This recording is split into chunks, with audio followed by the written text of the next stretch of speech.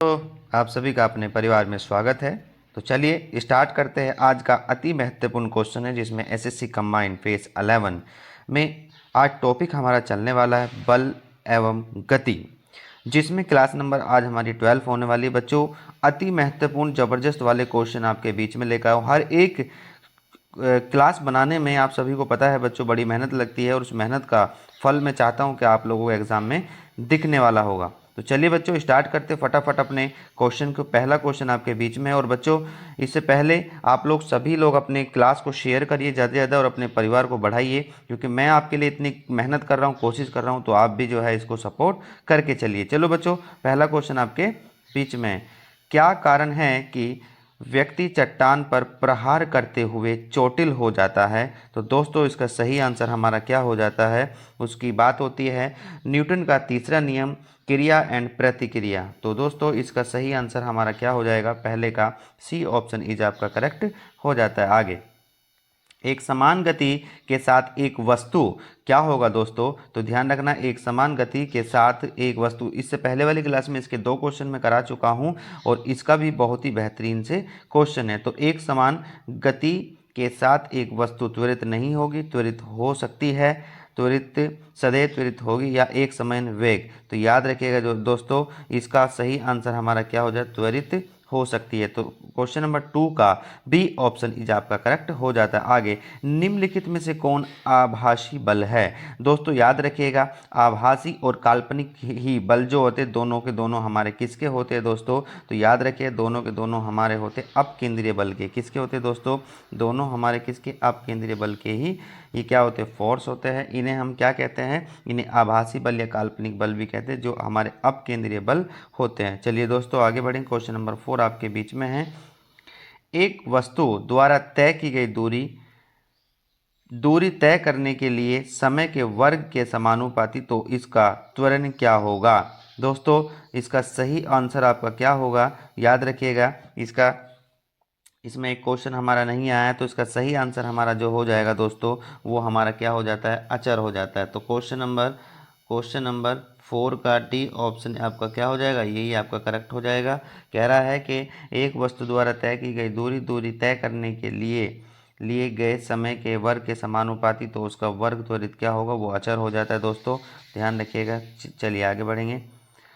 जब किसी वस्तु को द्रव में डाला जाता है तो उसके ऊपर कौन सा बल लगता है? पहली बात तो बल की बात करेंगे तो वो आर्किमिडीज बल होता है। और क्या होता है, जब हम पानी में कोई चीज़ डालते हैं तो क्या होता है, उसका बल और उसको प्रतिक्रिया वाला बल दोनों को काम करते हैं। यानी कि हम कह सकते हैं कि ऊपरी और उसके भार का जो भार हमारा किसका, जल का है, वो क्या करेंगे, दोनों एक दूसरे को धकेलने की कोशिश करते हैं। तो इसका सही ऑप्शन जो हो जाएगा वो हमारा डी का ए एंड बी दोनों करेक्ट हो जाते हैं। आगे बढ़ेंगे।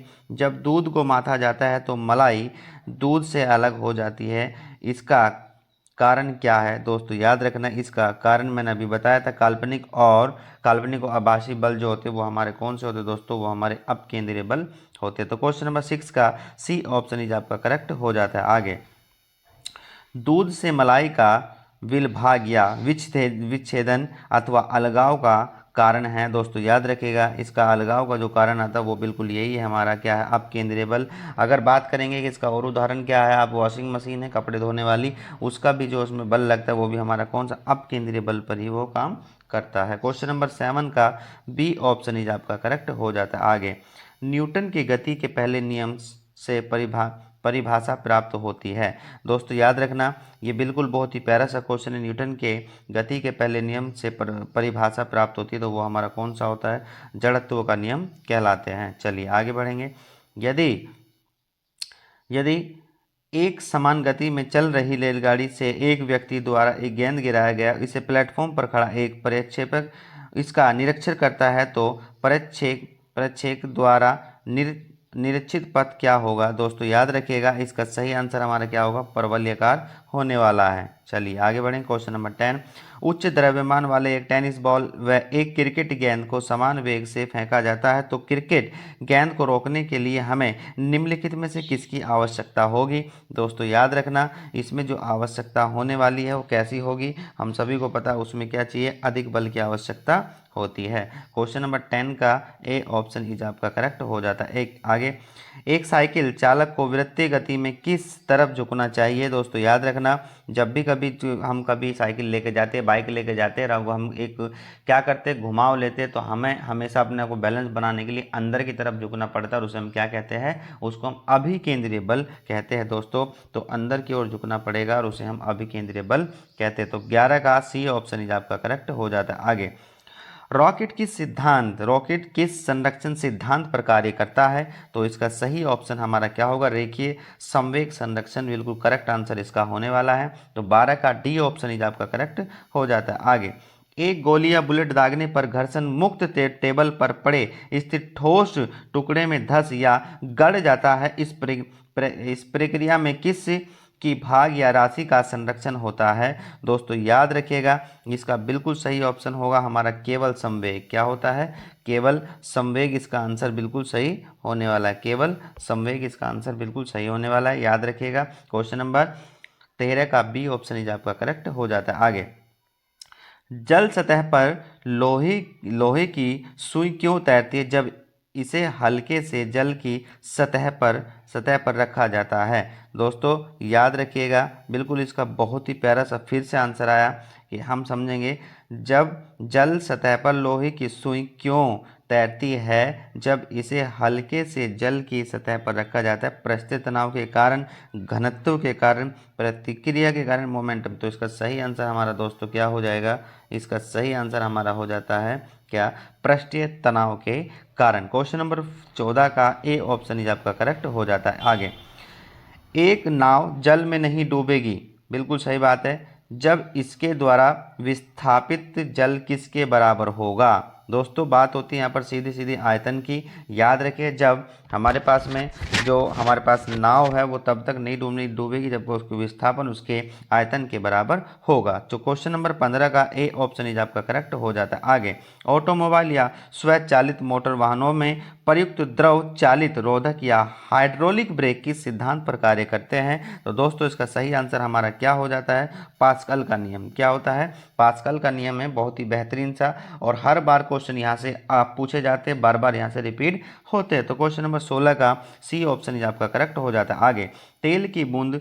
जल पर फैल जाती है क्योंकि तेल जल से हल्का होता है, तेल की श्यानता अधिक होती है, तेल जल में मिश्रित नहीं होता है, या तेल का पृष्ठीय तनाव जल से कम होता है। दोस्तों इसका सही आंसर हमारा क्या हो जाएगा, बिल्कुल सही बात है। तो तेल का पृष्ठीय तनाव जल से कम होता है, इसीलिए हम सभी को पता है कि तेल की बूंदें जो होती है वो जल पर तैर जाती है। आगे बढ़ेंगे, सेविंग ब्रश के रेशे जल से बाहर निकलते ही आपस में चिपक जाते हैं, इसका कारण है पृष्ठीय तनाव, श्यानता, प्रत्यास्था या घर्षण। तो दोस्तों इसका बिल्कुल सही आंसर हमारा क्या हो जाएगा, पृष्ठीय तनाव हो जाता है। क्वेश्चन नंबर 19 में आप बहुत ही बेहतरीन और ज़बरदस्त वाला बार बार क्वेश्चन, ये अति महत्वपूर्ण क्वेश्चन है, कम से कम 20 से 25 बार क्वेश्चन रिपीट हो चुका है। जितने भी क्वेश्चन मैं आपके बीच लाया हूँ वो हर एक एग्जाम में कम से कम 30 बार रिपीट हो गए हैं। तो गिरती वर्षा की बूंद गोलाकार होती है, इसका कारण क्या होता है, श्यानता, पृष्ठ तनाव, वायुमंडल दाब, गुरुत्वीय दाब। तो दोस्तों इसका सही आंसर हमारा क्या हो जाता है, पृष्ठीय तनाव के कारण हमारी जो वर्षा की बूंदें हैं वो गोल हो जाती हैं। चलिए आगे बढ़ेंगे। सभी मूल आधारीय बलों में सबसे कमजोर बल कौन सा होता है। दोस्तों याद रखना, सबसे कमजोर बल इनमें कौन सा होता है, तो हमारा कौन सा होता है, वो हमारा होता है गुरुत्वाकर्षण बल होता है। याद रखिए, गुरुत्वाकर्षण वो बल होता है जो पृथ्वी क्या करती है, अपनी ओर किसी चीज को आकर्षित करके रखती है। चलिए आगे बढ़ेंगे।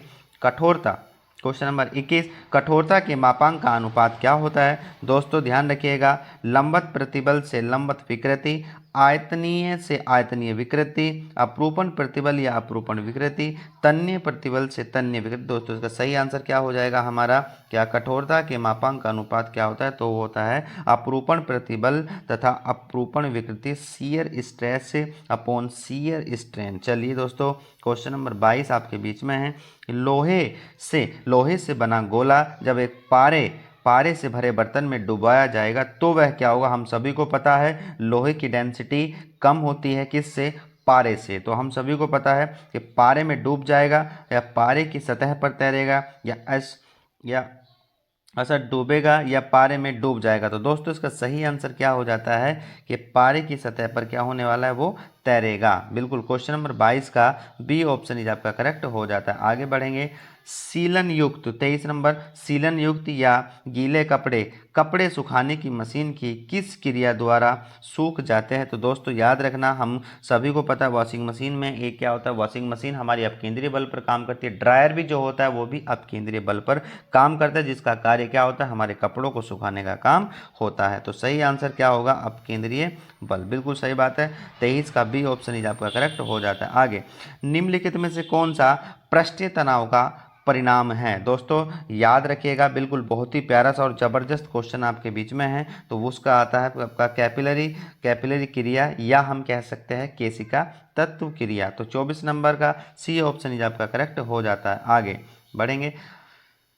बांध की दीवार या वॉल का आधार चौड़ा क्यों रखा जाता है। तो दोस्तों याद रखिएगा, जैसे जैसे गहराई बढ़ती है उसकी सहनीय प्रतिरोधक क्षमता बढ़ती चली जाती है। तो इसका सही आंसर हमारा जो होगा, इससे गहराई के साथ सहनीय प्रतिरोध क्षमता बढ़ती है। तो दोस्तों इसका सही आंसर क्या हो जाएगा हमारा, बिल्कुल सही बात है ये, इससे गहराई के साथ सहनीय प्रतिरोध क्षमता बढ़ती जाती है। तो क्वेश्चन नंबर 25 का बी ऑप्शन इज आपका करेक्ट हो जाता है। आगे, निम्नलिखित में किस द्रव में श्यानता अधिक होती है। दोस्तों याद रखिए, श्यानता वो होती है जो एक परत दूसरी परत पर फिसलने का क्या करती है, विरोध करती है। तो हम सभी को पता है कि आप क्या करिए, फर्श पर एक बार पानी बखेरिए और एक बार तेल को बखेरिए, तो आप देखेंगे कि वो जो पानी होगा वो एकदम फैल जाएगा। लेकिन हम सभी को पता तेल एकदम नहीं फैलने वाला होता है। तो इसका सबसे जो हमारी जो विस्कोसिटी या श्यानता अधिक होती है, तो वो किसकी होती है दोस्तों, वो होती है हमारी तेल की। तो 26 नंबर का ए ऑप्शन इज आपका करेक्ट हो जाता है। दोस्तों 26 क्वेश्चन आपके बीच में एडिशनल डेटा मैंने आपको दिया। हर एक क्वेश्चन जबरदस्त तरीके से बार बार पूछे जा रहे हैं, और अपनी क्लास को ज़्यादा से ज़्यादा सपोर्ट करिए, इसको शेयर करिए और क्लास को पूरी लीजिए, ताकि आपको नॉलेज आपकी बुल्टअप करे, अच्छे से आपको नॉलेज मिलने वाली है। तो दोस्तों मिलते हैं अगली क्लास में, तब तक के लिए बाय बाय, टेक केयर।